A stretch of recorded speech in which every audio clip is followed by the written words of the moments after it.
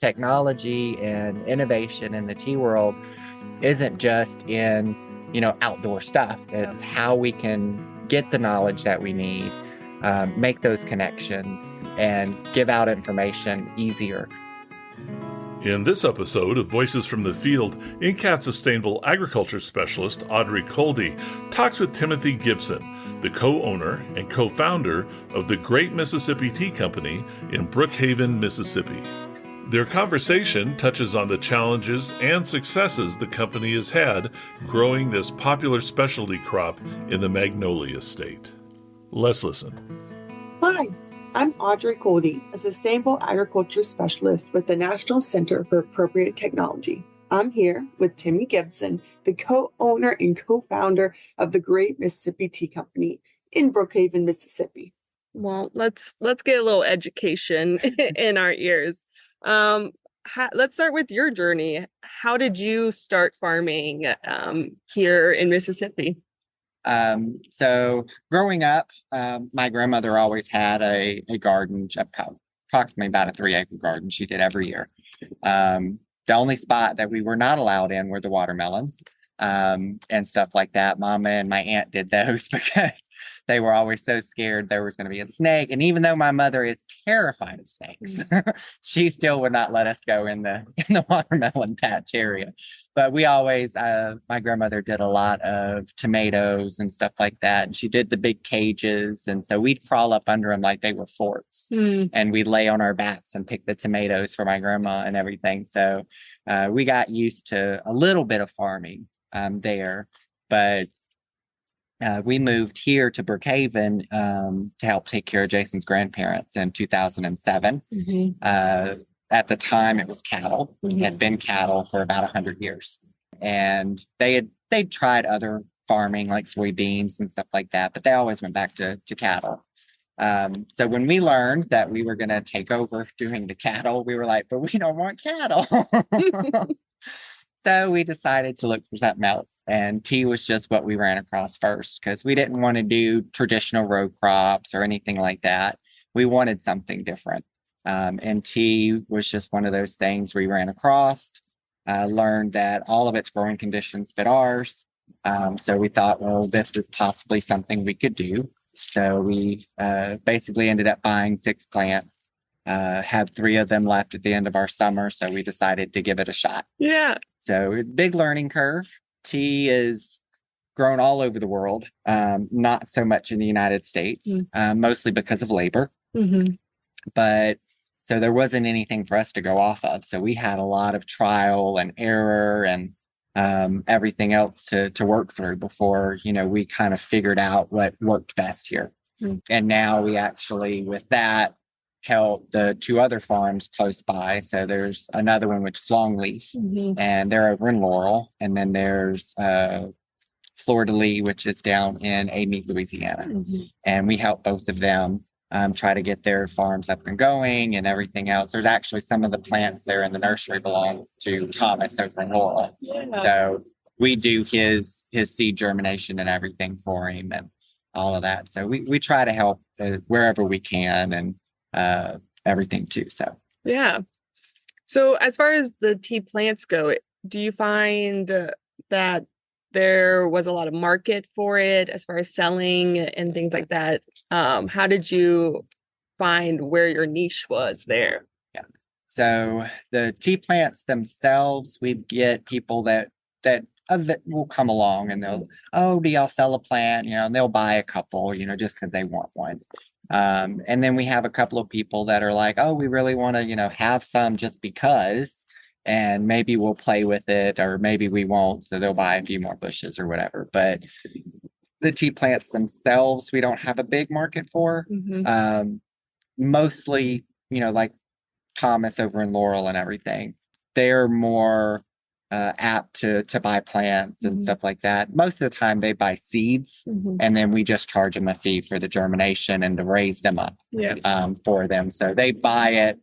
Of course, we import in seeds and everything for the United States for everybody. So we do a big list and let people know, look, we're ordering seeds and, how many do you want? And this is how they come. And we always get at least a couple of the universities that we work with, and then several tea people around the United States that just either want, 500 or 1,000 seeds, and they just want to play around with it and everything else. But for the most part, the plants by themselves don't sell as much. Yeah. Yeah. And I think it's really interesting because most of the time when I've heard about people buying the plants, it's been propagated and not seeds. Right. And so the fact that you're raising it from seeds mean you can also do a lot of selection for which varieties and things like that. Yeah. Yeah. Yeah. So then the really great thing about seeds also is, you get variation naturally. So the lowest is if you do manual pollination. So you can only get 24 variants that way. But within those variants, there's different disease resistance, pest resistance, heat and cold tolerance, all of that. And that's really the main thing when it comes to tea that you really want to select for as far as growing on your property, because eventually everything on your property is going to chemically look the same. Yeah. Because you have the same nutrients throughout your soil. Very, very rarely are you going to find somebody that has multiple soil types on their property. Yeah. And I imagine that having cattle run through this for 100 years, hopefully build a little bit nicer. Yeah, so we have really good soil. Actually, we have one of the top 5 most fertile soils in the world here on our farm. It's what's called low S. It's some of the same soil that they have in the tea growing regions of China. So we have a lot of similarities with the really great tea growing regions in China. Yeah, yeah. Do you find that the pest pressure here is heavy or not? Do you do any intercropping as well? Anything like that? So when they're younger, we do intercropping. So we plant like hairy vetch, inoculated clover, all of that for nitrogen consumption, because tea does require so much nitrogen. So we do complementary crops in the beginning to help out with that. And then pests with tea in the United States is really not a problem. Just because it's not grown on a wide scale here. The pests that exist around the world don't exist here yet. So we don't have to worry about them. The only thing we have to worry about with that is if we don't fertilize properly.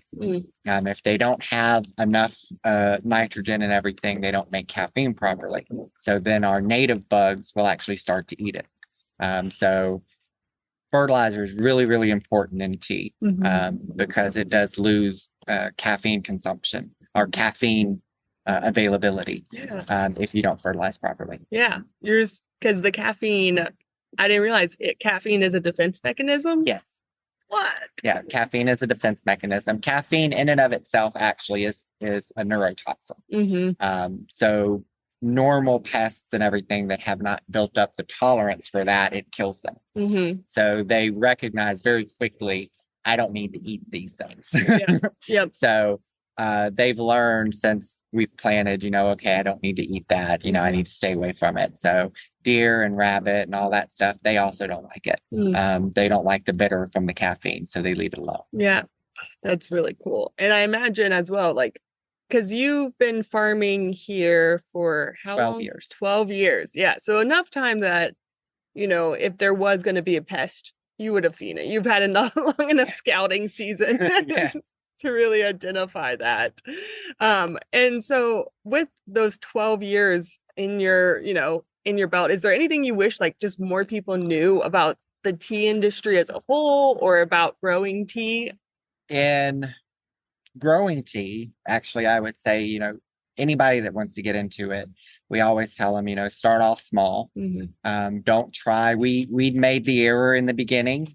Nigel, who was our consultant, told us, machinery really is not feasible until 10 acres, but you really need it about 2. So we tried in the beginning to start off with just 10 acres. So when we did our plant order, we ordered enough plants for 10 acres.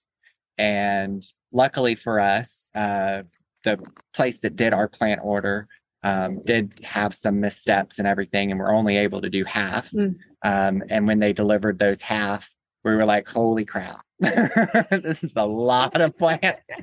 Because the original nursery area, I know people can't see it. It's still fairly large now, but it was twice this size.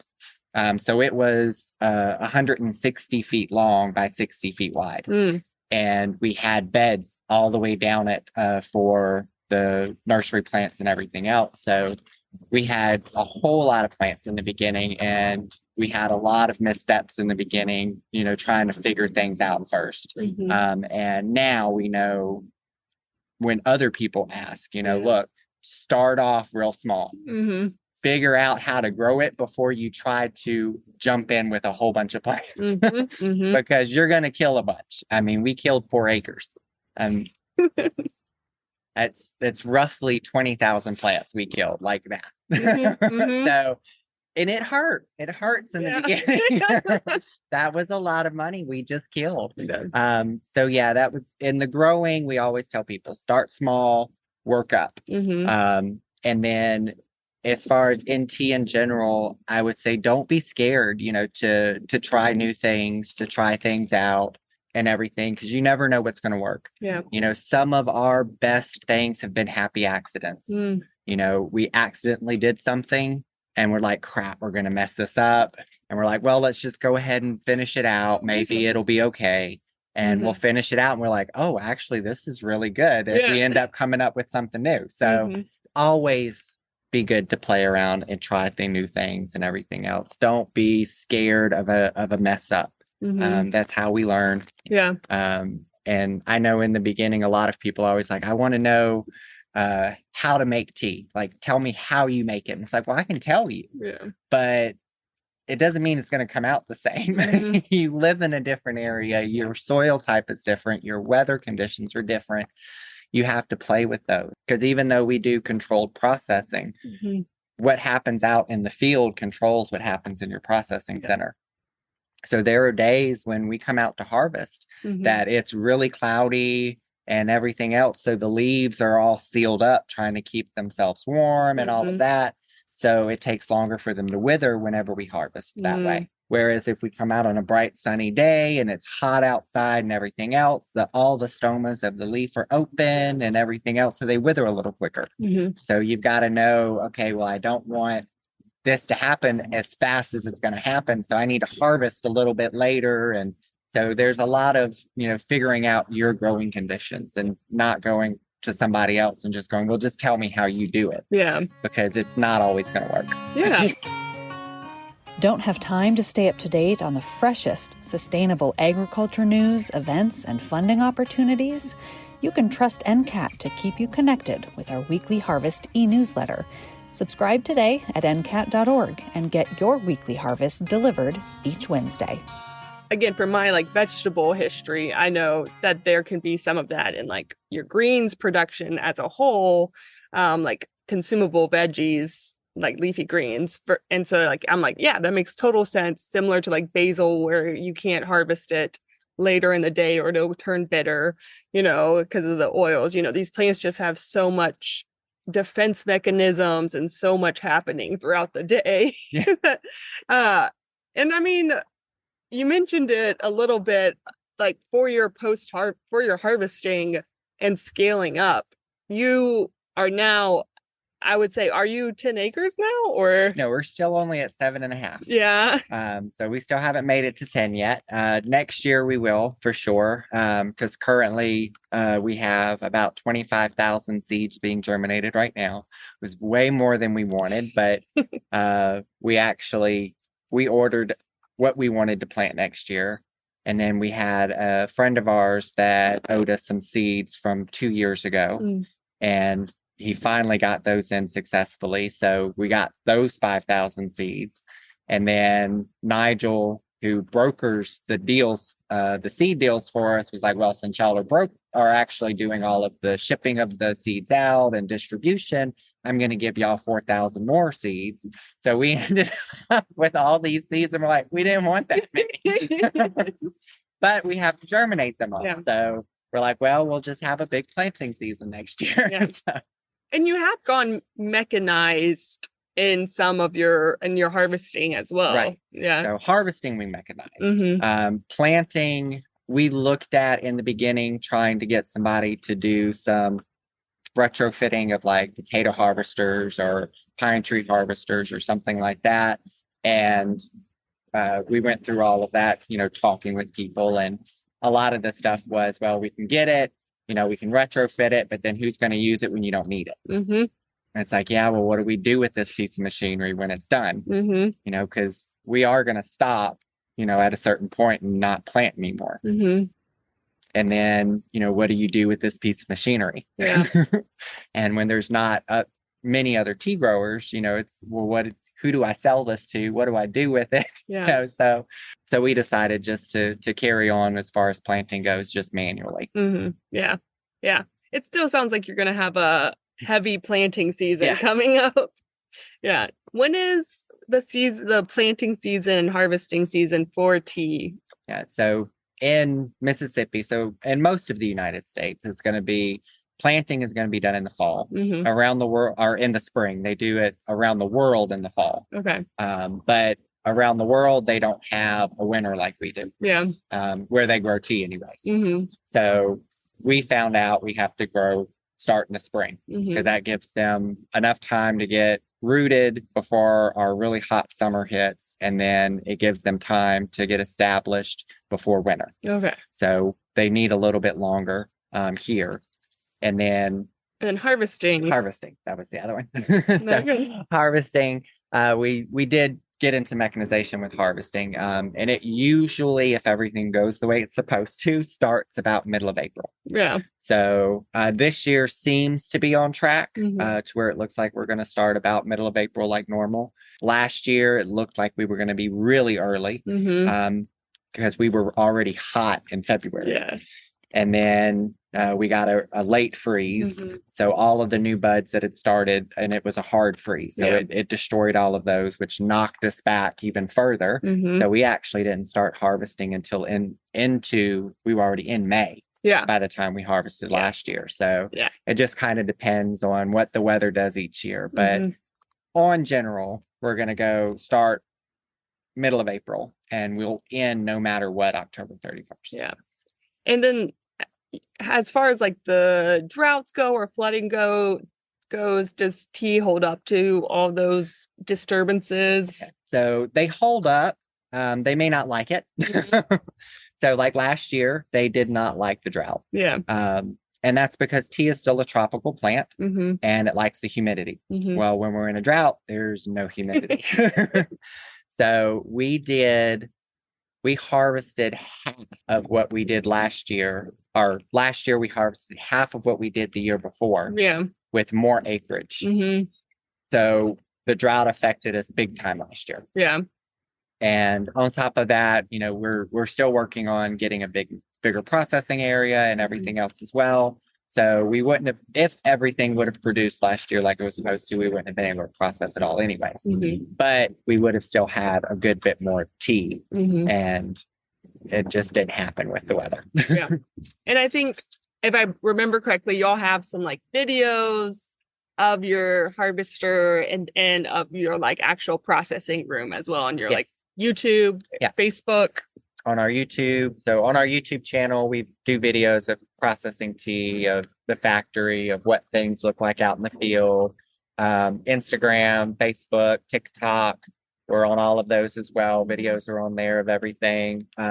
There's a lot of TikToks from last year, especially of the drought, where the big, huge cracks in the dirt and everything else, where people could see, look, this is what happens when there's no water. Stuff. So again, I don't know a ton about tea production or things like that, but I feel like when I often hear about it in foreign, like in like native tea places, they're talking about mountains and like tea mountains and things like that. And in comparison, like, our Gulf Delta space where it's just like flat as can be. And it's just, it really defines so much of like, we have this global supply chain and we're farming in new ways, and like the things we can produce locally is so exciting, and like it can really transform the ways that, we eat going forward, because disruption will happen in some way, shape, or form as well. So it's a really exciting thing to have tea. A little bit of a shift as well in what's your why for farming every day in this years where you have cracks in the soil and things like that. So farming for us, so we're kind of what they consider to be serial entrepreneurs. So we have owned many businesses and my degree was in business. So I got tired of sitting behind a desk and working on computers and everything else. I mean, I could see outside in most places, but I was stuck in an office most of the time. And, I've done many other jobs too in my life, and I've always liked outside and being able to be outdoors and everything else. So to continue to farm for us is just that, we enjoy actually being outside and doing things and everything else. If you ask Jason, so Jason is autistic, so he has Asperger's. So some of the nuances of regular life just waved bye-bye to him. People interaction is one of those. He can do it, but it wears him out. Yeah. So he would tell you he likes the plants because he prefers plants over people. and or animals in most cases too. That was one of the big things with cattle is cattle will get out on the coldest, wettest day of the year, and you have to go hunt them down and chase them down. And you're responsible for whatever damage they cause. A plant stays where you put it. Yep. It doesn't backtalk. It doesn't give you, problems with running off or anything like that. And it doesn't hurt anybody for the most part. So he's good with plants for that reason. Yep. I just enjoy more of being outside and doing things more than anything else. Yeah. And the fact that this land is also generational as well. Yes. This soil and the history of this place is all connected as well, which is right. a really amazing story. So you mentioned it earlier as well, just to kind of close things up as far as collaboration and the future of farming as well. And the fact that, again, we're at a point whenever we have podcasts and videos and so many ways to connect to farmers, and, how you're seeing that really grow and maintain in this time of technology and farmers needing to be outside. Yeah, so that is a big thing, especially with COVID. A lot of people had to pivot. We had to pivot in COVID. So like with COVID, before COVID, we had twice a year, we did events here on the farm. We invited people out, it was usually a 2 or 3 day thing. People got to come, have hands-on classes. There were university talks, all of that kind of stuff. They were recorded. They were broadcast over Zoom for people that couldn't come, all that kind of stuff. Well, then with COVID, we couldn't do that anymore. So we bought a big wedding tent that we couldn't use anymore, with COVID. And we were like, well, what are we going to do? So we figured out to start doing classes over Zoom. So we did a black tea and a green tea and a yellow tea and an oolong tea class. And we did a blending class. We did all sorts of classes, on soap making with tea and, just things that we could find that people would like to know more about, and any way we could include tea in it. So we had to pivot and learn how to do online classes and all of that stuff. And then, just like with, we were talking before, you have people that you remotely talk to for podcasts and for interviews and stuff like that. And that was the other thing in COVID too, is we couldn't do interviews anymore. So they were all done over Zoom. So that kind of technology really helps. And in times when you can't be around other people. Or even now where you have somebody that may be across the country, but they want to know more about your farm and they want to, do something, and they can pop on and, get onto our YouTube channel and everything and look at that, or they can actually, call to schedule a Zoom call and maybe go over stuff, so technology and innovation in the tea world isn't just in, outdoor stuff. It's how we can get the knowledge that we need, make those connections, and give out information easier. So that's a big part of innovation in T2, because sometimes people can't travel all the way across the world. We're fortunate enough that we can, and not all the time, but we do get to go places. So we've been to India. Jason's been to China.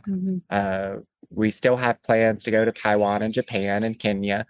Hopefully, we actually we were trying to plan to go to Africa this year, but it just didn't work out, or last year didn't work out. And then we thought about going this year, but then we have somebody else that asked about going to Africa next year. And we were like, well, look, why don't we just go next year then? So that way we will have somebody, there with us that's been there before, all that kind of stuff. So learning as much as we can. And for people that can't do that, there's, now the internet and everything else. That is a good thing about the internet, though, or a bad thing about the internet, not a good thing. Be careful what you find on the internet, because there are some things that are completely false. And people see them as facts because they're on the internet. It's like, not everything on the internet is true. There is actually, one of the main things, and I always tell people, is if they look up like how to decaffeinate tea, it will bring you up a water process. It is 100% false. You cannot decaffeinate tea with water, nor can you get rid of most of the caffeine with water. It's just not how tea works. Coffee, you can do that in. You cannot. Tea can only be done with chemical strippers, currently anyways. So there are innovations coming up in that, like CO2 extraction and stuff like that, but it is still very expensive to do that, and what you can sell tea for and to buy that equipment, it just doesn't make sense. So they still do chemical strippers, most of which you do not want to put in your body. So just be careful with those. For sure. Well, thank you so much, Timmy. Thank you for letting me be here at the Great Mississippi Tea Company. And if y'all want to learn more, again, visit his Facebook, YouTube's, all the social media platform. We're all pretty much, get it. He's there trying to spread knowledge and information about tea and building a tea movement in the US. So thank you so much. No problem. Thank you. That's it for this episode. Thanks for listening. Additional information about this episode and related resources can be found at attra.ncat.org. Don't miss an episode. Subscribe to Voices from the Field wherever you get your podcasts. I'm your host, Rich Myers. ATTRA, Voices from the Field, is produced by the National Center for Appropriate Technology, headquartered in Butte, Montana. It's supported by the USDA Rural Business Cooperative Service as part of NCAT's ATTRA Sustainable Agriculture Program. Any opinions, findings, conclusions, or recommendations expressed in this recording are those of the participants and do not necessarily reflect the views of the USDA or NCAT. We'll catch you again next week, and until then, keep on farming.